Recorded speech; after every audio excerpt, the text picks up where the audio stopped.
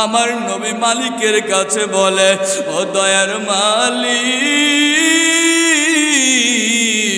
আমার উম্মতি কবরে আগুনে জ্বলবে, আমি নবী সহ্য করতে পারি না, আমি নবী ধৈর্য ধারণ করতে পারি না। আপনার কাছে আমার আবেদন, ওই মায়ের সন্তানের কবরে আগুন দেখা যায়, ওই কবরে আগুনটা মায়ের সামনে আপনি ব্যালেন্স করে দেন, মায়ের সামনে হাজির করে দেন, ওইটা দেখে দেখেন মা সন্তানকে মাফ করে নাকি। আমার আল্লাহর কাছে যখন নবী আমার আবেদন করছো, আল্লাহর বান্দা আবেদন করার সঙ্গে সঙ্গে আমার আল্লাহ কবুল করে নিয়েছেন। আমার আল্লাহ মায়ের সামনে ওই সন্তানের কবরের আগুন দেখায়া দেয়। যখন মায়ের সামনে কবরে আগুন দেখায়, মা চোখের পানি ফেলাইয়া সহ্য করতে পারে না। ও দয়ার মালিক, আমার সন্তান আমার সঙ্গে বেয়াদবি করুক আর যাই করুক, আমার ব্যথা সব ভুলে গেছি, আমি কষ্ট সব ভুলে গেছি, কিন্তু আমার সন্তান কবরে জ্বলবে, আগুন ধরবে, আমি সহ্য করতে পারি না। ও আল্লাহ, তোমার কাছে আমি আরজ করছি, আমার সন্তানকে তুমি মাফ করে দাও। ও আল্লাহর বান্দা, যতক্ষণ না পর্যন্ত মা মাফ না করছে, ততক্ষণ পর্যন্ত আমার আল্লাহ মাফ করে নাই, ততক্ষণ পর্যন্ত কবরে আগুন নিবেও নাই, ততক্ষণ পর্যন্ত সন্তান আরামেও থাকতে পারে নাই। এই জন্য পায়ে হাত রেখে বলি, আজকের থেকে আলাদা করেন। আমার মাকে আমি কষ্ট দিব না, বাবাকে আমি কষ্ট দিব না। একবার কি মনের ভিতরে জাগে না, আমার মা আমার জন্য কি করছে, বাবা আমার জন্য কি করছে? কিন্তু আমার ঘরের কোনায় শুয়ে রাখলাম মাকে, আমার মা আমার ডাক শোনে না, আমার বাবা আমার ডাক শোনে না। আমি আমেরিকা লন্ডনের খবর নিলাম, কিন্তু ওই কবরে আমার মা কি অবস্থায় আছে আমি জানি না। আমি একদিন চলে যাব, আমারও খবর কেউ নিতে পারবে না। ও আল্লাহর বান্দা, এই জন্য পায়ে হাত রেখে বলি, আজকের থেকে আলাদা করে নেন। আমি আমার মার খেদমত করব, মার সেবা করব, বাবার খেদমত করব, বাবার সেবা করব। যাদের মা আছে বাবা আছে, ও আল্লাহর বান্দা, তাদের জন্য 7টি দায়িত্ব আল্লাহ দিয়েছে। ও আল্লাহর বান্দা, যাদের মা নাই বাবা নাই, তাদের জন্য 7টি দায়িত্ব আল্লাহ দিয়েছে। উল্লেখযোগ্য দায়িত্ব আপনাদেরকে বলি, ওই মায়ের কবরের পাশে যাবেন, কবর জিয়ারত করবেন, সূরা ইয়াসিন পড়বেন, ইখলাস পড়বেন, ফাতিহা পড়বেন, দুরূদ শরীফ পড়বেন, তাকাসুর পড়বেন। আল্লাহর বান্দা দোয়া করবেন মালিকের কাছে, মালিক আমার মাকে মাফ করে দাও।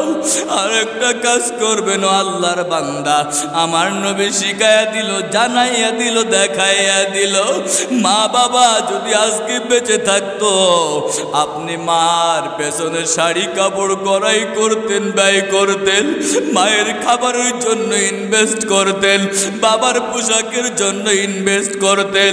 ও আল্লাহর বান্দা, যদি জান্নাতে হতে চাও, মা বাবাকে যদি জান্নাতে রাখতে চাও, আজকের থেকে এত করো, দয়ার মালিক, আমি আমার মাকে কতদিন দেখি না, আমার জন্য কিছু করতে পারলাম না, আমার মা কবরে কি অবস্থায় আছে আমি খবর নিতে পারলাম না। আল্লাহ, আমার কোনো ক্ষমতা নাই, কিন্তু আপনার কাছে আমার আবেদন, আমার মাকে শান্তিতে রাখার জন্য, আমার বাবার কবরখানি জান্নাতি হওয়ার জন্য। আমি নবীর ঘর মাদ্রাসায় আমি দান সাদাকা করব, নবী আমার বলে দেয়, আমার আল্লাহর সিদ্ধান্ত জানাইয়া দেয়, মা বাবার নামে তুমি দান সাদাকা করবা, তুমি হক আদায় করলা, তোমার এই হকের কারণে মা বাবাকে আল্লাহ আরামে শুয়াইয়া রাখবে। আর তোমার মা বাবা অবশ্যই তোমাকে যদি মাফ করে তুমিও জান্নাতি ইবারাত খাউফে হকদার দিল মাদাম জান্নাতুল মাওয়াদ হাদুরা মাকাম। এই জন্য সব সময়টা নষ্ট না করে আমরা একটু কাজে লাগাই, পারবো না ইনশাআল্লাহ? যেহেতু অনেক পরে আমাকে উঠানো হয়েছে পরিবেশ পরিস্থিতির কারণে, আর অনেক দূর থেকে বড় একজন মেহমান আসছে, তার কথা আমরা শুনবো ইনশাআল্লাহ। আমি অল্প সময় মৌলিক যে বিষয়টা জায়াতে কারিমের আংশিক তেলাওয়াত করেছি, পয়গম্বরের অমিবাণী থেকে ছোট্ট একটি হাদিস তেলাওয়াত করেছি, এই বিষয়ের উপরে মৌলিক কিছু কথা বলে আমি এখান থেকে বিদায় হব ইনশাআল্লাহ। আমার গন্তব্য বহুদূর, ঢাকাতে যাব আপনাদের দোয়া নিয়ে। তা আমি এতটুকু বুঝাতে চাচ্ছি, আমি জায়াতে কারিমা তেলাওয়াত করেছি আংশিক, পূর্ণাঙ্গ নাই, সুযোগও নাই, সময়ও নাই। কি বুঝাতে চেয়েছেন আল্লাহ তাআলা? আল্লাহ তাআলা সব বিষয়ে আমাদেরকে তার পক্ষ থেকে সিদ্ধান্ত দিয়ে দিয়েছেন, ফায়সালা দিয়ে দিয়েছেন। বান্দা তুমি কোন রাস্তায় চলবা, কিভাবে চলবা, তুমি কিভাবে জীবনযাপন করবা, তোমার জীবনকে কিভাবে পরিচালনা করবা, পারিবারিক জীবনকে কিভাবে পরিচালনা করবা, রাষ্ট্রীয় জীবনকে কিভাবে পরিচালনা করবা, ব্যক্তিগত জীবনকে কিভাবে পরিচালনা করবা, এমন কিচ্ছু নাই আপনি এই কোরআনে পাবেন না। কি আছে নাকি বলেন? নাই। সব কিছু আপনাকে একটা সুন্দর পদ্ধতি অনুযায়ী, নিয়ম অনুযায়ী ডিরেকশন দিয়ে দিয়েছে। তা ঠিক আমি একটি বিষয়ে আলোচনা করব। আপনারা এখানে যারা বসে আছেন, একেবারে সমসাময়িক, যেটা অতীব জরুরি বর্তমান প্রেক্ষাপটে, যদি আমি আপনাদের কাছে প্রশ্ন করি, ও বন্ধু, যুবক ভাই, আপনারা কি আপনাদের মা বাবাকে ভালোবাসেন? সবাই জবাব দিবে, জি হুজুর ভালোবাসি। বলবে কি বলবে না? কিন্তু আমাদের ভালোবাসা এমন বেশি বেড়ে গেছে, এই জন্য সরকার বাহাদুর ওই পাশে বৃদ্ধাশ্রম করছে। ঠিক কিনা বলেন? আছে না নাই? যদি বলি ভাই আমরা কি নবীকে ভালোবাসি, সবাই প্রতি উত্তরে জবাব দিবে, কি বলেন? আমার নবীকে ভালোবাসি না মানে সর্বোচ্চ ভালোবাসি। বলবে কি বলবে না? অবশ্যই বলবে। ঠিক যদি বলি ভাই আমরা কি আল্লাহকে ভালোবাসি, সবাই উচ্চ কণ্ঠে আওয়াজ দিয়ে বলবে যে আল্লাহকে ভালোবাসি। কিন্তু আপনাদের কাছে প্রশ্ন, এই যে তিনটে বিষয় আমি বললাম, বাস্তবতার সাথে দেখা যায় যে আমরা মিলাইলে আমাদের কিঞ্চিত পরিমাণও আমাদের ভেতরে নাই। ঠিক কিনা বলেন? বলেন ঠিক কিনা? যদি আমি যে বিষয়টা আলোচনা করব না, পরেই বললাম, যদি আমরা আমার নবীকে ভালোবাসতে পারতাম, আমাদের অবস্থা আজকে যে বেগতিক, এটা কি হতো? বলেন হতো না। জবাব দিবেন। যদি আমরা আল্লাহর আনুগত্যশীল হতে পারতাম, আল্লাহকে যদি অনুসরণ করে চলতে পারতাম, আজকে মুসলিম জাতির এই করুণ দশা হতো না। ঠিক কিনা বলেন? তার মানে কি, আমরা অধিকাংশ মানুষ মিথ্যা দাবিদার। আমরা যেটা করি না সেটাকে আমরা স্বীকৃতি দেই, আমরা করি। কি ঠিক কিনা বলেন? দেখেন সমাজে মিলায় একটাও নাই। যাই আমি ওদিকে যাব না, আমি যে অল্প একটু আয়াতে কারিমার আংশিক তিলাওয়াত করেছি, এই আংশিক তিলাওয়াতের মধ্য দিয়েই একটু বোঝাবো। আল্লাহ তাআলা দুইটা সিদ্ধান্ত আমাদেরকে দিয়েছেন, চূড়ান্তভাবে এই আয়াতে কারিমার এই আংশিকের ভেতরে। একটা হলো আল্লাহর হক, আর একটা হলো বান্দার হক। আল্লাহর হক খুব দামি, কিন্তু মানা আমাদের জন্য খুব সহজ। আর বান্দার হক সহজ, কিন্তু আমাদের জন্য মানা বড় কঠিন। কেমন কঠিন? বান্দা তো ছাড় দিতে জানে না, বান্দা বিন্দু পরিমাণ ছাড় দিতে জানে না। একমাত্র কেবলমাত্র এই দুনিয়ার মধ্যে একজন ব্যক্তি, দুজন ব্যক্তি নিঃস্বার্থবান হিসাবে কাজ করে, সে হলো মা এক নম্বরে, বাবা অনেক দূরে, মা অনেক নিকটে। আর বাকি ভাই বলেন, বন্ধু বলেন, বোন বলেন, আত্মীয় স্বজন বলেন, অন্য যারা বলেন, সবাই স্বার্থের ব্যাঘাত ঘটলে আপনাকে আর চিনবে না। ঠিক কিনা বলেন? বর্তমান প্রেক্ষাপটে কি ভাইরাস ঢুকছে দেখবেন, ভাইয়ে ভাত পায় না, ভাইয়ে ভাইয়ের খোঁজ নেয় না, কিন্তু ধর্ম আত্মীয় পাতাইয়া ঘরের সামনে বৈশা মা বাপকে না দেখে বিশাল নৌদ দিয়া দিয়ে খাওয়া দাওয়া হচ্ছে কি হচ্ছে না? বলেন হচ্ছে কি হচ্ছে না? এই সমাজ আছে না নাই? অসংখ্য আছে। এই জন্য আল্লাহ তাআলার পক্ষ থেকে আল্লাহ তাআলা নিজেই সিদ্ধান্ত দিয়ে দিয়েছে, এর বাহিরে যদি কোনো বান্দা চলে যায় মুমিনও হতে পারবে না, জান্নাতিও হতে পারবে না। এই জন্য আমরা আল্লাহর সিদ্ধান্ত আমরা কেউ অ্যাবাউট করব না, কেউ প্রত্যাখ্যান করব না।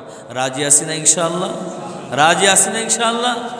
আল্লাহ কবুল ফরমান, বলেন আমিন। আকাদা রাব্বুকা আল্লা তা'বুদু ইল্লা ইয়্যাহু ওয়া বিল ওয়ালিদাইনি ইহসানা। আকাদা রাব্বুকা আল্লা তা'বুদু, আল্লাহর বান্দা এক নম্বর সিদ্ধান্ত ভালো করে বুঝে নেন। আমার আল্লাহ জানায় দেয়, ও বান্দা, আমি আল্লাহ তোমাকে কত সম্মান দান করেছি, ইজ্জত দান করেছি, হায়াত দিয়েছি, রিজিক দিয়েছি। আমি তোমাকে সব কিছু দেওয়ার মালিক, পৃথিবীতে আর কেউ দেয় নাই, দেয় নাই, দেয় নাই।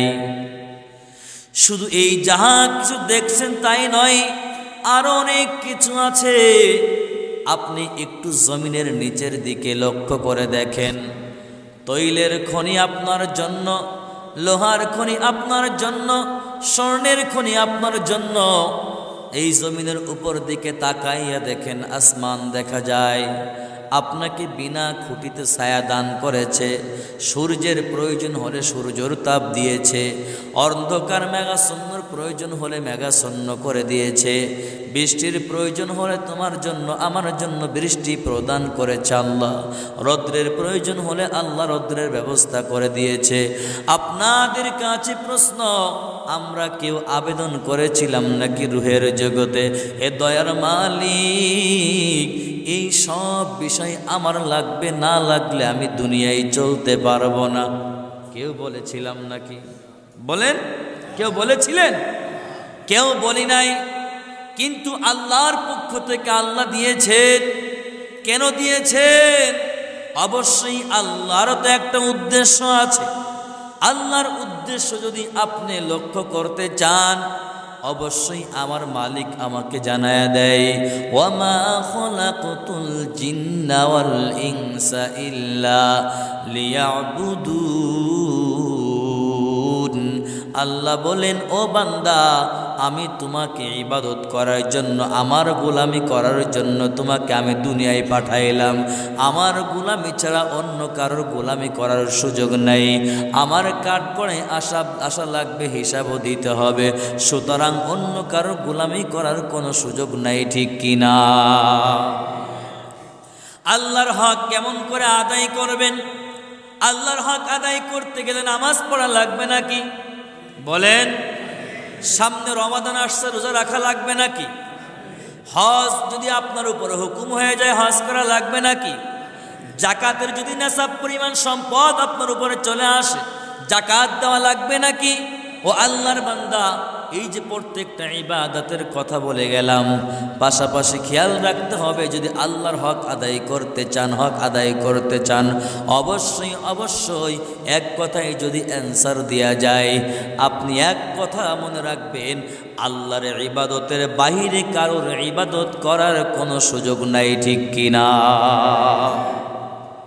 কিন্তু দেখবেন হার কাজে আমরা সব মানুষকে পূজা করতেছি, আল্লাহর দিকে লক্ষ্য নাই, আল্লাহর বিধানের দিকে লক্ষ্য নাই।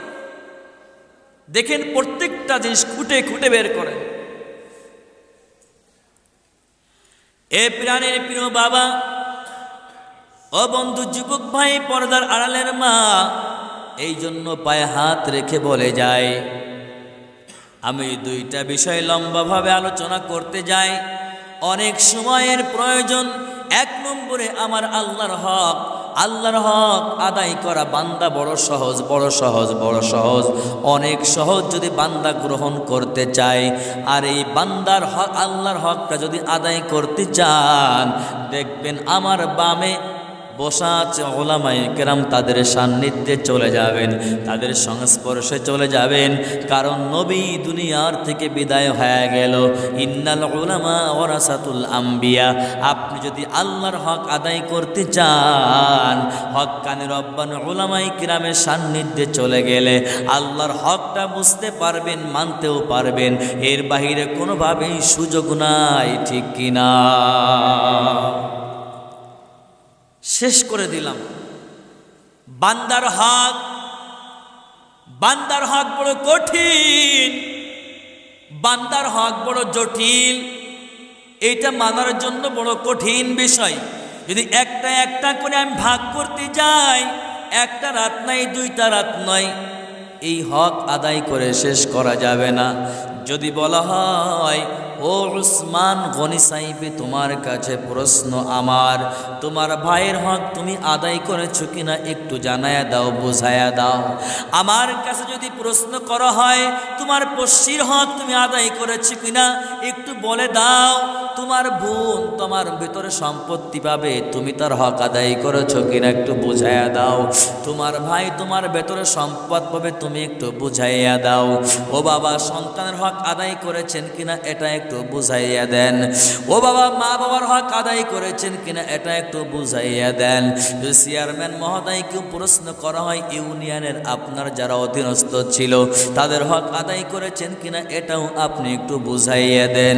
এমপি মন্ত্রীর কাছে প্রশ্ন করলো, একই প্রশ্ন, ও আল্লাহর বান্দা, আজকে আপনি জুলুম করবেন, কিন্তু একবারও খেয়াল করে দেখেন নাই আমার কাল কিয়ামতের ময়দানে জবাব না দিয়া কিন্তু জান্নাতে যাওয়ার সুযোগ নাই, জান্নাতে যাওয়ার সুযোগ নাই। এই জন্য বান্দার হক বড় জটিল এবং কঠিন, কিন্তু যে বান্দা মানে ওই বান্দার জন্য এত সহজ আর কিচ্ছু নাই, ঠিক কিনা? এ আল্লাহর বান্দা, এই জন্য বললাম কঠিন এবং জটিল। বর্তমান প্রেক্ষাপটে দেখা যায় সব থেকে আমরা এ হক নষ্ট করার জন্য ব্যতিব্যস্ত হয়ে গেলাম। তাকায় দেখেন প্রত্যেকটা মানুষ, আমার দিকে তাকান, আপনার দিকে আপনি তাকান, আমি আমার দিকে তাকাই। আমি নিজের জন্য ওয়াজ করার জন্য বসেছি, আমার এমন কোনো ইলম নাই, আমল নাই, কিচ্ছু নাই, আমি আপনাদের জন্য ওয়াজ করব। আমি রাত্রে ঘুমাইয়া চিন্তা করলাম, আমি আমার জায়গা থেকে আমি মাদ্রাসায় পড়াইলাম, আমি আমার ছাত্রের হক আদায় করলাম কিনা, আমি আমার সন্তান আছে সন্তানের হক আদায় করলাম কিনা, আমি চেয়ারম্যান হইলাম, আমার অধীনস্থ আমার প্রজাদের হক আদায় করলাম কিনা, আমি বিশাল কিছু হয়ে গেল, আমার পরিবারের মেম্বার হইলাম, আমি আমার হক আদায় করেছি কিনা। কাল কিয়ামতের ময়দান ডাক দিবে, তুমি নামাজ পড়ছো, রোজা রাখছো, হজ করছো, যাকাত দিয়েছো, ইবাদত বন্দেগী সব করেছো, কিন্তু দাঁড়াও দাঁড়াও, ওই কাঠগড়ায় দাঁড়িয়ে যাও। এ বান্দা, তুমি তোমার ভাইয়ের হক আদায় করেছো কিনা, তুমি তোমার মায়ের হক আদায় করেছো কিনা, বাবার হক আদায় করেছো কিনা, বোনের হক আদায় করেছো কিনা, তোমার অধীনস্থ তুমি কার হক ফাঁকি দিয়েছো, কার জমিনের জন্য জুলুম করেছো, কার টাকা মেরে খাইছো, কার প্রতি অন্যায়ভাবে তুমি জুলুম করেছো, নির্যাতনের শিকার করেছো, কারাগারে ঢুকায়া রাখছো, ইত্যাদি বহুত কথা। আল্লাহর বান্দা, একটা জবাব যদি আপনি না দিতে পারেন, একটাও যদি আপনার মিস্টেক হয়ে যায়, ওই আল্লাহর আদালত থেকে বাঁচার ক্ষমতা আপনার কিন্তু নাই, ঠিক কিনা? এই বান্দার হক যদি একটা একটা করে ভাগ ভাগ করা হয়, একটা রাত্রেও শেষ করতে পারবে। কিন্তু বান্দার হকের মাঝে সব থেকে দামি হক মা এবং বাবা। বান্দার যত হক আছে, এই যেগুলো বললাম, এইগুলো আপনাদের জন্য আমাদের জন্য অনেক কঠিন, অনেক কঠিন, অনেক কঠিন। তারপরেও এর থেকেও দামি হক হলো আমাদের মা এবং বাবা। কেমন হক, কেমন গুরুত্ব দিয়েছে।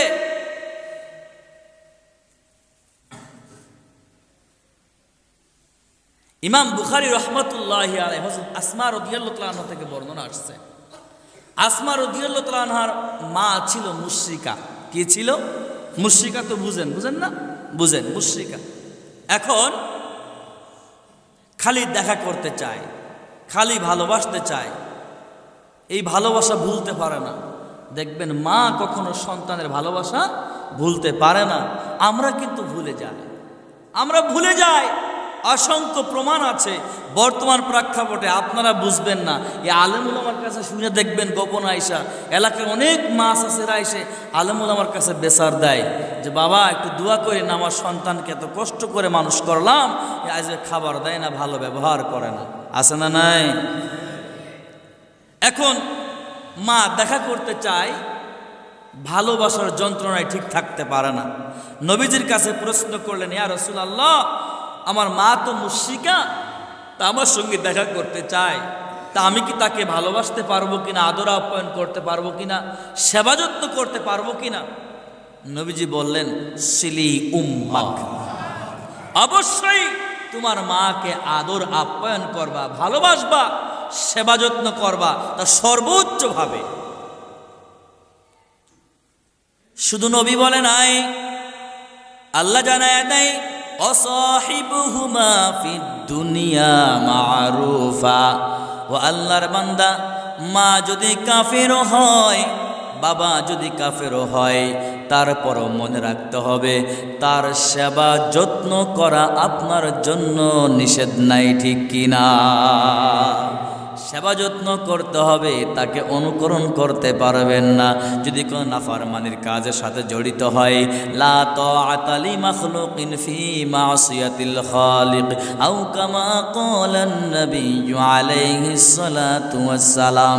তারপর জালিম হোক, আলিম হোক, কাফির হোক, বেদিন হোক, মুসলিম হোক, অমুসলিম হোক, সব ক্ষেত্রে আপনার মা বাবার সেবা যত্ন করতে হবে, আপনার মা বাবাকে কদর করতে হবে, মহব্বত করতে হবে।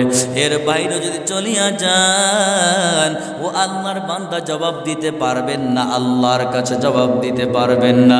কিন্তু বর্তমান প্রেক্ষাপটে দেখা যায় মা কেউ চিনতে পারলাম না, বাবা কেউ চিনতে পারলাম না, আজকে মায়ের সঙ্গে অসৎ আচরণ করি। অথচ আল্লাহ জানায় দেয়, ওয়াবিল ওয়ালিদাইনি ইহসানা, ইহসান করো, সৎ আচরণ করো, সৎ ব্যবহার করো। আল্লাহর বান্দা, অসৎ আচরণ করিয়েন না। আপনাদের কাছে বলতে চাই, দেখবেন মা যখন বৃদ্ধ বয়স হয়, বার্ধক্য জনিত হয়ে যায়, মায়ের যখন বয়স হয়ে যায়, বাবার যখন বয়স হয়ে যায়, তারা দেখবেন বিভিন্ন ছোট্ট বাচ্চাদের মতো হুটবাট প্রশ্ন শুরু করে। আর সন্তান দেখবেন বিরক্ত হয়ে যায়, সন্তান অতিষ্ঠ হয়ে যায়। কিন্তু না হওয়া যাবে না। ও আল্লাহর বান্দা, ইহসান এটা আরবি শব্দ। ও আল্লাহর বান্দা, অনুগ্রহ করবেন, ভালোবাসা দেখাইবেন। কেমন দেখাইবেন একটু খেয়াল করে বুঝিয়ে নাও। আজকে আমি সুন্দর পোশাকটা পরলাম, কিন্তু আমার বাবার গায়ে পোশাক নাই। আমি সুন্দর একটা জুতা পরিধান করলাম, কিন্তু বাবার পায়ে সুন্দর একটা জুতা পরিধান করাইতে পারলাম না। ও আল্লাহর বান্দা, আমি দৈনন্দিন চমৎকার খাবার খাই, হেভি খাবার খাই, কিন্তু আমার বাবা দেখা যায় বছরে 1 কেজি গোস্ত পাইল না। আমি নিজের জন্য যেটা পছন্দ করলাম, বাবার জন্য করতে পারলাম না। অথচ নিয়ম ছিল কি, আমার আল্লাহর আদেশ যদি মানতে চাও, আপনাকে যদি আপনার বাবা মা যদি 1 কেজি ফল খাওয়ায়, একটা মাছ খাওয়ায়, আপনি টার্গেট করে রাখবেন আমি ডবল খাওয়ানোর চিন্তা ভাবনা করব। কিন্তু এলাকার মাঝে খোঁজ নিয়ে দেখা যায় সন্তান 2 তলার উপরে ঘুমায়, 1 তলার মধ্যে ঘুমায়। আর 100 বছর আগে বাবা মা যে টিনের ঘরটা, খেরের ঘরটা করলো, মাটির ঘরটা করলো, ওই ঘরে একটি খুন্দার মাঝে মা বাবাকে রেখে দিয়েছে, ঠিক কিনা? প্রমাণ আছে না নাই? আছে। আমরা খুব বিপর্যয় চলে গিয়েছি। এই জন্য আপনাদের পায়ে হাত রেখে বলি, এই একটা শব্দের ব্যাখ্যা যদি করতে যায় অনেক লম্বা চওড়া সময় লাগবে। এই জন্য বলে যায়, আজকের থেকে আলাদা করে নেন, আমার মা বাবা আমার জন্য যাহা কিছু করেছে এর থেকে দ্বিগুণ আমি করব ইনশাআল্লাহ। রাজি আছেন? কারা কারা হাত উঁচা করে দেখান, আল্লাহর ঘর মসজিদ দেখান, আল্লাহ কবুল করুন, বলেন আমিন। ফালা তাকুল্লাহুমা উফ। 2 নম্বর, এই আয়াতের ভিতরে 6টা অপশন করে দিয়েছে আল্লাহ, অনেক লম্বা আলোচনা। ফালা তাকুল্লাহুমা উফ, দেখা যায় এটা সব শাব্দিক অর্থ বিরক্তি প্রকাশ করা। দেখবেন আমি বাবা মার অক্লান্ত পরিশ্রমের বিনিময়ে মাস্টার হইলাম, ডাক্তার হইলাম, ডক্টর হইলাম, ইঞ্জিনিয়ার হইলাম, এসপি হইলাম, ডিসি হইলাম, অনেক দামি বড় চাকরিজীবী হইলাম, কিন্তু আমার জন্য পরিশ্রম করেছে আমার মা এবং বাবা। এ আল্লাহর বান্দা একটু খেয়াল করে বুঝিয়া নাও, দেখা যায় মা বাবা একটা কথা বললে তাকে ধমক দিয়ে বসায়া রাখে। বর্তমান প্রেক্ষাপটে দেখতে পারি শুধু ধমক নয়, তুমি যদি শব্দটা ব্যবহার করো, তোমার কোনো আচরণে মা করেছে বাবা করেছে, অথবা তুমি তোমার মা বাবার কোনো কথার কারণে বা শব্দটা করলে, বিরক্তি প্রকাশ করলে, আল্লাহর কসম বলে যায় আপনিও করেন অথবা মা বাবা করলো, উভয়ে যেই করুক না কেন আপনার জীবন কিন্তু ধ্বংস হয়ে যাবে, ঠিক কিনা? এই জন্য করবেন না, করবেন না, করবেন না। ও সাজের কান্দির যুবক, পায়ে হাত রেখে বলি, যদি আমার আল্লাহকে পেতে চান, আপনার ঘরের মাঝে জান্নাত খানা রয়ে গেল। আপনি যদি আপনার মাকে কদর করতে পারেন, সেবা করতে পারেন, মোহব্বত করতে পারেন, ভালোবাসতে পারেন, ভালোবাসা দেখাইতে পারেন, অবশ্যই অবশ্যই আপনাকে জান্নাতে না নিয়া আমার নবীও জান্নাতে যাবেন না। চিৎকার দিয়ে বলেন সুবহানাল্লাহ। ওয়ালা তানহারহুমা ওয়াকুল লাহুমা কাওলান কারীমা। ওয়ালা তানহারহুমা, ও আল্লাহর বান্দা, আগে যে দুইটা কথা বলেছি আর এই পেছনের কথাটা ইতিবাচক, আগের দুইটা নেতিবাচক, ভালো করে বুঝে নিয়েন। এমন সুন্দর সুন্দর ব্যবহার করবেন, আচরণ করবেন, নম্রভাবে কথা বলবেন। নম্র হবে কেমন করে কথা বলবেন? আখফিদ লাহুমা জানাহাল যুল্লি মিনার রাহমা। এই রহমা শব্দটা ব্যবহার করেছে, এর আগেরটা ইতিবাচক কেন বললাম? দেখা যায় মা অশিক্ষিতা, বাবা অশিক্ষিত, কিন্তু ছেলেকে মানুষ করতে করতে বড় চাকরিজীবী বানাইলো, মাস্টার ডিগ্রি অর্জন করাইলো, কিন্তু বন্ধু বানাইলো। আজকে দেখা যায় মা কিন্তু স্টাইল দিয়ে কথা বলতে পারে না, বাবাও স্টাইল দিয়ে কথা বলতে পারে না। এই জন্য বাবাকে বন্ধুর সঙ্গে পরিচয় করায় না। একটু খেয়াল করবেন, সমাজের মাঝে এরকম চিত্র আছে না? না, অসংখ্য প্রমাণ আছে। আমি আমার জায়গাতে আমি একটা প্রমাণ নিয়েছি। আমার এক ক্লাসমেট, আমি মাস্টার্স করছি জেনারেল লাইনে, তা আমার এক ক্লাসমেট এরকম দেখি ভালো একটা পর্যায়ে গেছে, যাক বলবো না, পরিচয় দিলে মাগুরাই চিনতেও পারেন, যে কোনো একদিন ঘটনাক্রমে এরকমের। আমাদের পাশেই বাবা আসছে, একদম সাদা সিধা জীবনযাপন, লুঙ্গি টুঙ্গি পরে, মুরব্বীরা দেখেন। এমন কথা তো গ্রামে যারা বসবাস করে একটু কথা তো সরল টাইপের হয়। এখন আমি স্টাইলতে কথা শিখছি, এখন আমার বাবাকে এরকম বিশিষ্ট ব্যক্তি বগুড়া আসছে, আমার ইজ্জত কমে যাবে, আমি আর পরিচয় করাচ্ছি না। এরকম আছে না নাই? শিষ্টাচারের শিক্ষা দিচ্ছে, বুঝেন কিছু? আল্লাহ আমাদেরকে হেফাজত করুক, বলেন আমিন। আখফিদ লাহুমা জানাহাল যুল্লি মিনার রাহমা। কেমন নম্রতার পাখা মিলায়া দেন। দেখবেন এলাকার মাঝে মুরগির বাচ্চা আছে, যখন বাচ্চাটা ফুটায় মুরগি দৌড়ায়, যদি চিলে সবল দেয়, সবল দিলে দেখবেন বাচ্চাগুলো ওই মুরগির পাখনার তলে ঢুকাইয়া নেয়। মা কেমন জিনিস, বাবা কেমন জিনিস, একটু নিজের দিকে লক্ষ্য করে দেখেন। আজকে বড় আফসোস হয়, এই মাহফিল থেকে আপনি আপনার ছোট্ট বাচ্চার জন্য অনেক ফাস্ট ফুড কিনে নিয়ে গেলেন, অনেক খাবার কিনে নিয়ে গেলেন। একবার চিন্তা করে দেখেন, ও আল্লাহর বান্দা, আপনি যখন ছোট্ট ছিলেন আপনাকেও কিন্তু এরকম কিনে দিয়েছে। ও আল্লাহর বান্দা, আপনাদেরকে পরীক্ষা করার জন্য আমি নিজেও পরীক্ষা করেছি, আপনি একটু পরীক্ষা করে নিয়েন। আজকে না পারেন আগামীকালকে করে নিয়েন। আপনি রাতের অন্ধকারে ওই বিবির কাছে 1 কেজি ফল ফ্রুট ক্রয় করে দিলেন, বিবিকে বলেন কিছুই বলবেন না, আপনি খাইয়েন। আপনার বিবি দেখবেন গোপনে গোপনে আপনার মার অগোচরে, বাবার অগোচরে ওই বাচ্চা নিয়ে ঘরের মাঝে অন্ধকার মেঘাচ্ছন্ন অবস্থায় খাবে, কিন্তু শাশুড়িও জানতে পারবে পারবে না, শ্বশুরও জানতে পারবে না। আর আপনি আপনার মায়ের কাছে ফল ফ্রুট ক্রয় করে দিয়ে বলবেন, রে মা, আজকে আমার সন্তানের জন্য বরাদ্দ করেছি, কিন্তু তোমার জন্য যে বরাদ্দটা করলাম আমার সন্তানদেরকে দেওয়া লাগবে না। ও মা, তোমার কাছে বলতে যায়, তোমার বৌমাকে দেওয়া লাগবে না, তুমি কাউকে দিবা না, তুমি একা একা খাবা, কাউকে দেখাবা না। ঠিকই সন্তান এই ওয়াদাটা করিয়া বের হয়ে তার নিজের কাজে চলে গেল। একটা পর্যায়ে আপনি খোঁজ নিয়ে দেখবেন ওই মা জননী কেমন জননী। আপনার মা আপনার বিবিকে না দিয়া খায় নাই, আপনার ওই সন্তানকে না দিয়ে খায় নাই, কিন্তু আপনি একটু পরীক্ষা করে দেখবেন, বিবির হাতে দিলেন, মা কেউ দেয় নাই, বাবা কেউ দেয় নাই, সন্তান আর সে বাচ্চাদের কিনে ঘরের মধ্যে খাইছে, এমন প্রমাণ আছে না নাই? এই জন্য আপনাদেরকে বলতে চাই, আজকে শিশু বাচ্চাকে যেরকম আপনি মহব্বত করছেন, আপনার দিকে তাকাইয়া দেখেন, আপনার সময়ও কিন্তু আপনার মা বাবা এইরকম আপনার সঙ্গে আচরণ করেছে, আপনার জন্য মেহনত করেছে, কষ্ট করেছে।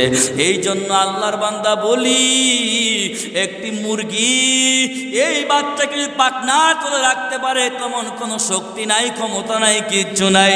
আজকে আমার মা আমাকে পাখনার তোলে রেখে মানুষ করেছে, বড় করেছে, কিন্তু আজকে সেই মাকে আমি ভুলে গেলাম, আজকে সেই বাবাকে আমি ভুলে গেলাম। ও আল্লাহর বান্দা, সুযোগ নাই, সুযোগ নাই, সুযোগ নাই।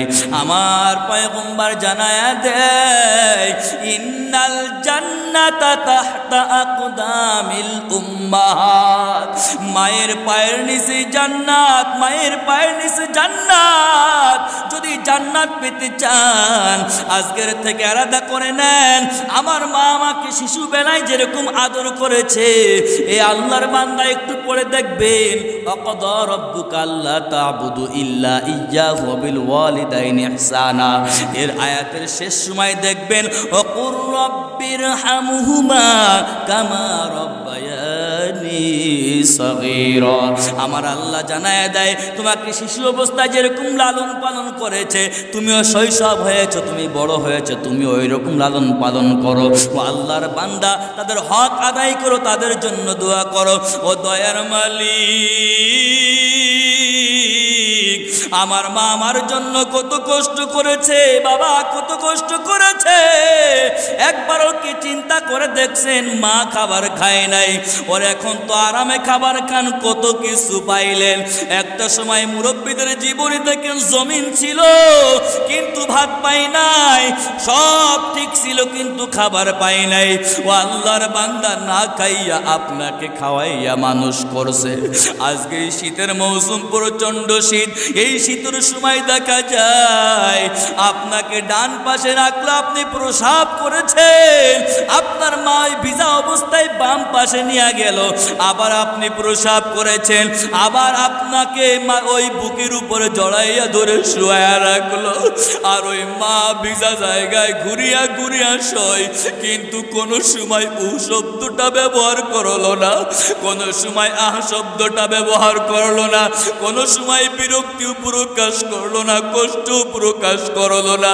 কিন্তু আজকে সেই মা 10টা মাস গর্ভে ধারণ করলো, কিন্তু আজকে সেই মাকে ভুলে গেলাম। এই জন্য পায়ে হাত রেখে বলি, আজকের থেকে আলাদা করেন, আমার প্রিয় মাকে যদি আমি খেদমত না করতে পারি আমার জন্য জান্নাত হারাম হয়ে যাবে।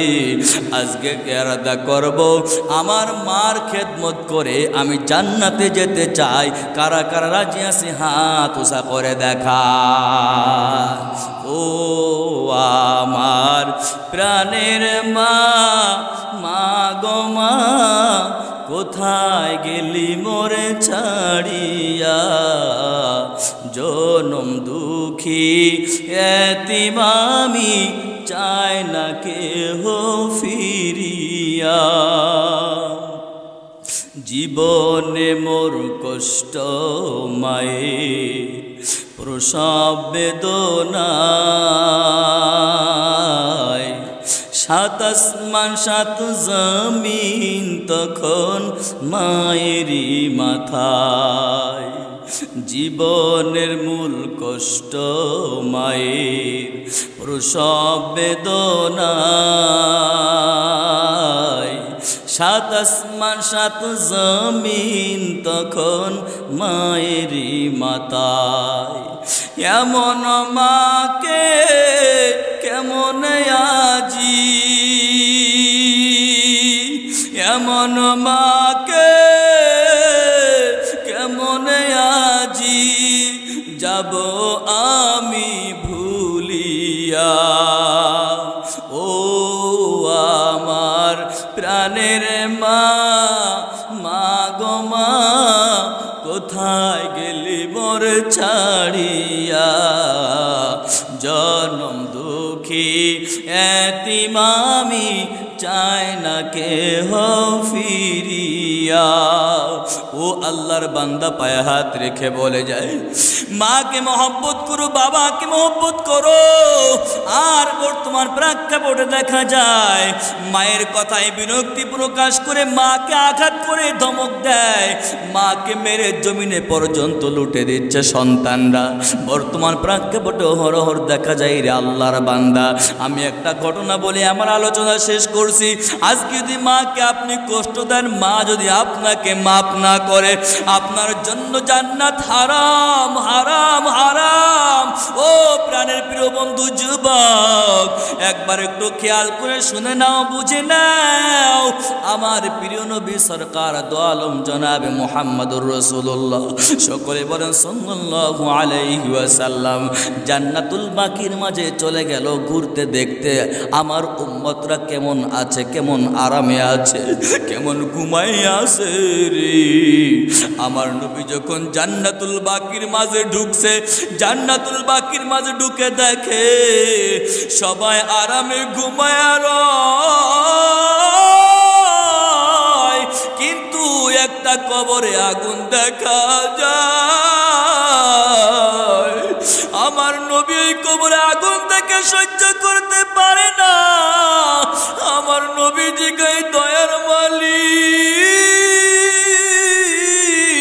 সকল কবরের আসামি সব আরামে ঘুমায় রয় কিন্তু ওই কবর ওই ব্যক্তির আগুন দেখা যায় কেন আগুন দেখা যায় কেন আগুন দেখা যায় কেন আমার নবীর ভিতরে কৌতূহল জেগেছে আমার নবী ওই লাশের পরিচয় নিয়ে খুঁজতে ওই লাশের বাসভবনে চলে গেল তার বাড়ির ভেতরে চলে গেল যাইয়া মাকে খুঁজে পায় ও মা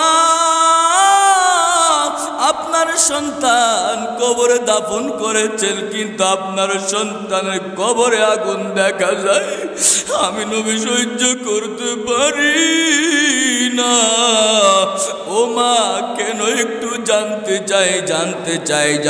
চাই মা আমার নবীর সামনে বলে ও আমার প্রিয় নবী আপনি আমাকে পেছনের কথা স্মরণ করাবেন না আমি সহ্য করতে পারবো না বারবার নবী বলে মা কি হয়েছে জানতে চাই মা নবীকে বলে আমার প্রিয় নবী আমার সন্তানকে আমি ভালো কাজের আদেশ করেছিলাম আমি সঠিক পথ দেখানোর জন্য হুকুম করেছিলাম আমার সন্তান আমার কথা রাখে নাই আমার সন্তান আমার কথা না রাখিয়া আমার সন্তান আমাকে তুমুল পর্যায়ে আঘাত করেছে আমার সন্তান আমাকে কেমন পর্যায়ে আঘাত করে জমিনের সাথে লুটাইয়া দিল আমার ক্ষমতা নাই আমার কোনো শক্তি নাই আমি আমার মালিককে বলেছি ও দয়ার মালিক আমি নিজে না খেয়ে সন্তানকে মানুষ করেছি আমার সন্তানের জন্য কি আমি কষ্ট করেছি কিন্তু আজকে সময় দেখা যায় আল্লাহর বান্দা আমার মাকে আমি সম্মান করতে পারলাম না আমার বাবাকে আমি সম্মান করতে পারলাম না আমার মা সময়ের গোসল সময় দেয় নাই সময়ের খাবার সময় খায় নাই। আমার মা আজকে দেখা যায় দুপুরের খাবার সন্ধ্যায় খাইলো, দুপুরের গোসল সন্ধ্যায় গোসল করলো। আমার নবীকে বলো, প্রিয় নবী, আপনি আমাকে অনুরোধ করবেন না? আমার সন্তানকে আদেশ করলাম, সন্তান আমাকে কেন কষ্ট দিল? আমি আল্লাহর আদালতে বিচার দিয়েছি। আমার নবী মাকে বলে, মা, আপনার সন্তানের কবরে আগুন, আপনার কি মায়া লাগে না? মা বলে, নবী আপনি অনুরোধ করবেন না, আপনি আমাকে কষ্ট দিয়েছে, আপনি অনুরোধ করবেন না। মা কোনো কথাই শোনে না। নবী মালিকের কাছে বলে, ও দয়ার মালিক, আমার উম্মতি কবরে আগুনে জ্বলবে, আমি নবী সহ্য করতে পারি না, আমি নবী ধৈর্য ধারণ করতে পারি না। আপনার কাছে আমার আবেদন, ওই মায়ের সন্তানের কবরে আগুন দেখা যায়, ওই কবরে আগুনটা মায়ের সামনে আপনি ব্যালেন্স করে দেন, মায়ের সামনে হাজির করে দেন। ওইটা দেখে মা সন্তানকে মাফ করে নাকি? আমার আল্লাহর কাছে যখন নবী আমার আবেদন করছো, আল্লাহর বান্দা আবেদন করার সঙ্গে সঙ্গে আমার আল্লাহ কবুল করে নিয়েছেন। আমার আল্লাহ মায়ের সামনে ওই সন্তানের কবরের আগুন দেখায়া দেয়। যখন মায়ের সামনে কবরে আগুন দেখায়, মা চোখের পানি ফেলাইয়া সহ্য করতে পারে না। ও দয়ার মালিক, আমার সন্তান আমার সঙ্গে বেয়াদবি করুক আর যাই করুক, আমার ব্যথা সব ভুলে গেছি, আমি কষ্ট সব ভুলে গেছি, কিন্তু আমার সন্তান কবরে চলবে, আগুন ধরবে, আমি সহ্য করতে পারি না। ও আল্লাহ, তোমার কাছে আমি আরজ করছি, আমার সন্তানকে তুমি মাফ করে দাও।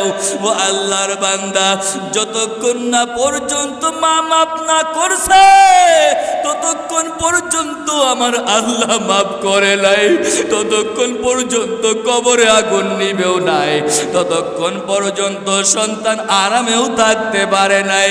এই জন্য পায়ে হাত রেখে বলি, আজকের থেকে আলাদা করেন। আমার মাকে আমি কষ্ট দিব না, বাবাকে আমি কষ্ট দিব না। একবার কি মনের ভিতরে জাগে না, আমার মা আমার জন্য কি করছে, বাবা আমার জন্য কি করছে?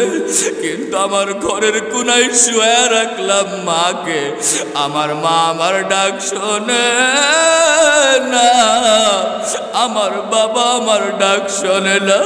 আমি আমেরিকা লন্ডনের খবর নিলাম, কিন্তু ওই কবরে আমার মা কি অবস্থায় আছে আমি জানি না। আমি একদিন চলে যাব, আমারও খবর কেউ নিতে পারবে না। ও আল্লাহর বান্দা, এই জন্য পায়ে হাত রেখে বলি, আজকের থেকে আলাদা করে নেন।